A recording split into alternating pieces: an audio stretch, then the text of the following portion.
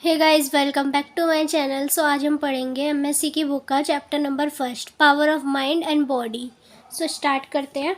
Determination is firmness to achieve something. Firmness मतलब होता है स्टेबिलिटी। डिटर्मिनेशन में वो स्टेबिलिटी है जिससे हम कोई भी चीज़ अपनी लाइफ में अचीव कर सकते हैं। Determination is a power to overcome the obstacles in your path. Determination वो एक ताकत है जिससे हम चाहे रास्ते में कितनी ही रुकावटें आए, लेकिन अगर हमारा लक्ष्य सही है तो हम उसमें कामयाब जरूर होंगे। It is the power of your mind and body to complete the task. ये पावर है, ये ताकत है आपकी माइंड के लिए, आपके दिमाग के लिए, आपकी बॉडी के लिए, जिससे सारे काम हो सकते हैं, सारे टास्क कंप्लीट हो सकते हैं। There are many people who set their goals. बहुत सारे पीपल हैं जो अपने गोल सेट करते हैं कि उन्हें क्या बनना है, एंड कंटिन्यू देयर स्ट्रगल, और वो बहुत ज़्यादा मेहनत करते हैं, वो दिन रात मेहनत करता है उस गोल को अचीव करने के लिए। अनटिल दे अचीव देयर गोल, वो तब तक मेहनत करते हैं जब तक उनको अपना गोल अचीव नहीं हो जाता। They are no age the person of determination, उन्हें पता है कि पर्सन के लिए determination. Gautam Buddha wanted to build a world of peace. Gautam Buddha चाहते थे कि ये वर्ल्ड जो है ये शांत वर्ल्ड बना रहे, इसमें कोई भी लड़ाई झगड़ा ना हो, शांति से सब लोग यहाँ पर रहे।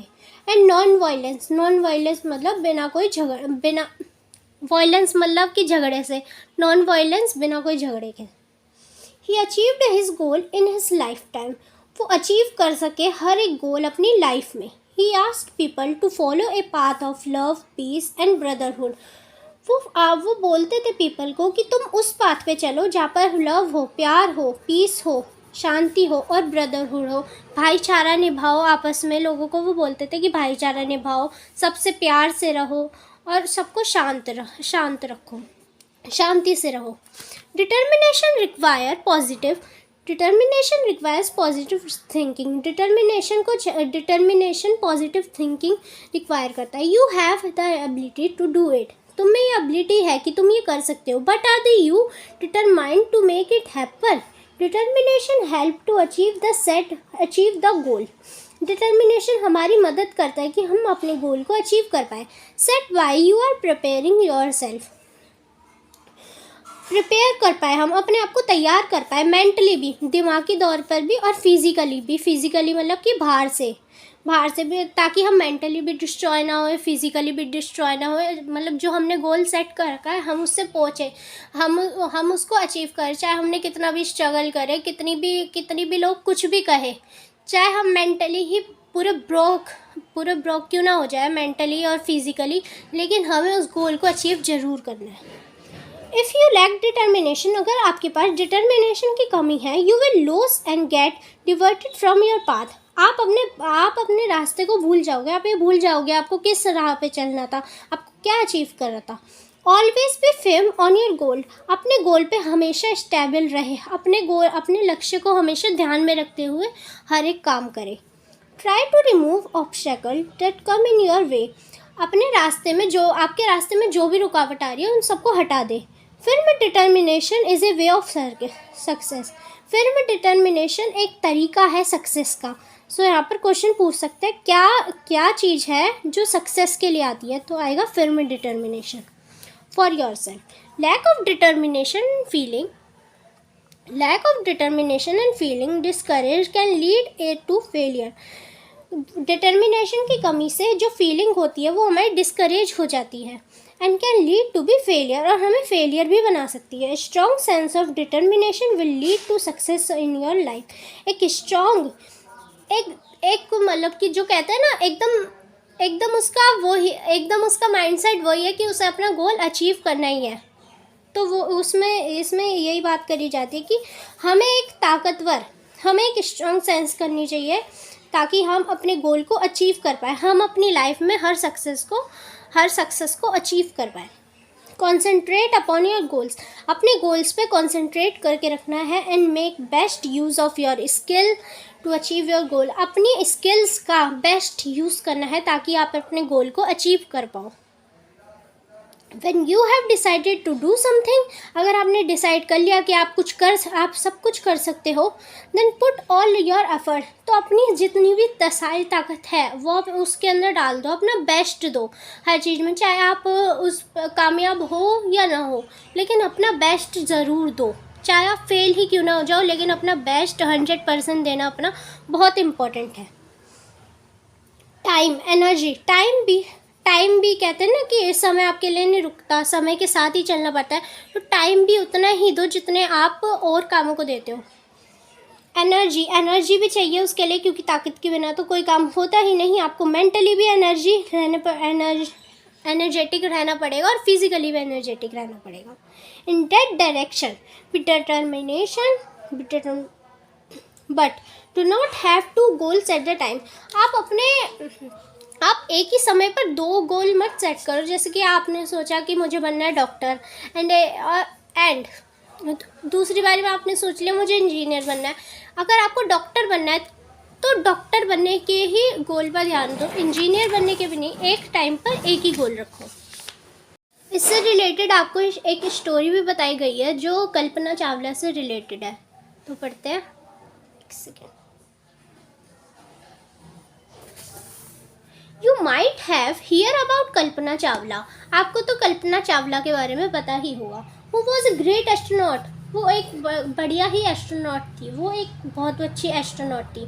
She was America's one of the best space scientists। वो अमेरिका की बेस्ट स्पेस साइंटिस्ट थी। बट यू विल सरप्राइज, आप ये जानकर बहुत ज़्यादा सरप्राइज हो जाएंगे that Kalpana Chawla born in middle class. Kalpana Chawla का जन्म एक मिडिल क्लास फैमिली में हुआ था। कहाँ पर हुआ था? कर्नल में हुआ था, हरियाणा में। हरियाणा में एक शहर है जिसका नाम है कर्नल, वहाँ पर हुआ था 1961 में। सो ये डेट याद रखना। कल्पना चावला का बॉर्न कब हुई थी? कल्पना चावला 1961 में। कहाँ पर हुई थी? हरियाणा में। हरियाणा में किस जगह पर हुई थी? कर्नल में। She was the youngest of 4 children. वो बड़ी थी, 4 चिल्ड्रंस थे, मतलब 4 उनके पापा के 4 बच्चे थे, वो उसमें यंगेस्ट थी। She completed the schooling from Karnal. उन्होंने अपनी स्कूलिंग कर्नल से कंप्लीट करा था। But her ambition were very high. She wanted to do something big in field of aerospace engineer. वो अपनी लाइफ में कुछ बड़ा करना चाहती थी। और वो किस में बड़ा करना चाहती थी? वो एयर स्पोर्ट्स, मतलब कि वो बड़ा करना चाहती थी साइंस की दुनिया में। तो इसलिए वो साइंटिस्ट बनी। उन्होंने ये गोल तय कर रहा था कि हाँ मुझे एयर स्पेस में कुछ बड़ा करना है, तो उन्होंने ये अपना गोल सेट करता। Whenever she told about desire, वो जब भी अपने डिज़ायर्स के बारे में बताती है, most of the people discourage her। बहुत सारे लोग उसको डिस्करेज करते हैं। करेज मतलब उसको बढ़ावा देना, और डिस्करेज मतलब कि बढ़ावा ना देते हुए उस आदमी को बहुत ज़्यादा हेटेड कमेंट्स करना, हेटेड, जिससे वो मेंटली ब्रोक भी हो सकता है। सो ये सब चीज़ें। But she never lost her heart. But उन्होंने अपना दिल कभी नहीं टूटने दिया। She was very much determined to do that. उनमें वो बहुत ज़्यादा क्षमता थी कि वो अपने गोल को अचीव करेंगे। उनको पता था कि वो एक न एक दिन कामयाब जरूर होगी। शी ऑब्टेन्ड है bachelor degree from the Punjab university Chhattisgarh. उन्होंने कहाँ से ली थी अपनी बैचलर डिग्री? पंजाब यूनिवर्सिटी से ली थी, छत्तीसगढ़ में, चंडीगढ़ में। Here, she was the only girl in the aeronautics batch। वो इकलौती गर्ल थी एरोनॉटिक्स बैच के अंदर। Initially her parents resolution to send her in this field by showing determination that started supporting her। उनके पेरेंट्स ने उन्हें support किया। In 1984 she completed her master degree in science। 1984 में उन्होंने अपनी मास्टर डिग्री साइंस के अंदर वो कंप्लीट कर ली थी, एरोस्पेस इंजीनियर में, फ्रॉम द यूनिवर्सिटी ऑफ टेक्सटर। जो यूनिवर्सिटी थी टेक्सटाइल्स की, वहाँ से उन्होंने अपनी मास्टर डिग्री कंप्लीट कर ली थी। कौन से सन में कंप्लीट करी थी? 1984 में। Later she obtained PhD degree in aerospace engineer from the university of the Colorado. उन्होंने अपनी PhD डिग्री भी कंप्लीट कर ली थी। कौन सी यूनिवर्सिटी से करी थी? University of Colorado. It was a great breakthrough when she was selected by NASA for its astronaut program. उनके लिए बहुत बड़ी कामयाबी थी जब NASA ने उन्हें एस्ट्रोनॉट प्रोग्राम के लिए चूज़ कर लिया था 1994 में। After 3 years she became the first Indian woman to go into 3 सालों के बाद वो फर्स्ट इंडियन वुमेन बनी थी जो ये स्पेस के अंदर गई थी। Later was also appointed as a mission specialist. उनको बाद में एक मिशन स्पेशलिस्ट के नाम से जाना गया था एंड प्राइम रोबोटिक आर्म के ऑपरेटर इन कोलंबिया में। Another important event came in her way when she became the member of 7 members. Another important event came in her way. एक बहुत ज़्यादा important event भी आया था उनकी लाइफ जर्नी में। She became the member of, वो मेंबर बन गई थी 7 member की वो एक मेंबर बन गई थी जो कहाँ पर थी? ये कोलंबिया में। She spent 16 days in space. उन्होंने अपने 16 दिन स्पेस में बिताए थे।